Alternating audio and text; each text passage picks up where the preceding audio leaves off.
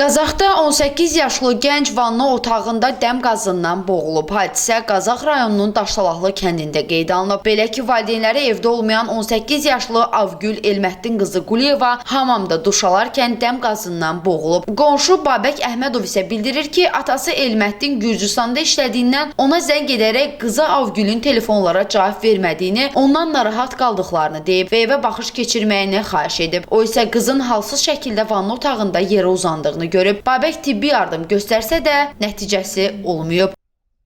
İşdən gəlmişdim. Axşam işdən gəldim.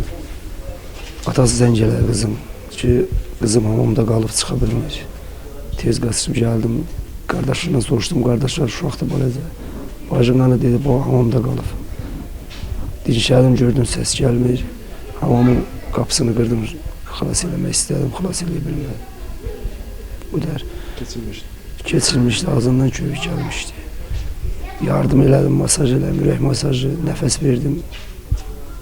İhtimal olmaz, heç bir ihtimal olmaz. Ailə üzvlərindən atası Gürcüstanda, anası isə Bakıda olduğundan evdə Avgül və azyaşlı qardaşı olub. Qeyd edək ki, 11-ci sinifdə təhsil alan Avgül Quliyevanın bir müddət əvvəl nişan mərasimi olub. Hadisə yerinə polis və prokurorluq əməkdaşları cəlb olunub. Faktla bağlı araşdırma aparılır. Mərhumun yaxınları Rusiyadan gəldiyinə görə meyit 31 mart tarixində kənd məzarlığında dəfn olunacaq. Kamran Əzki Paralı, Sənan İsmailov, Səs TV Xəbər, Qazax.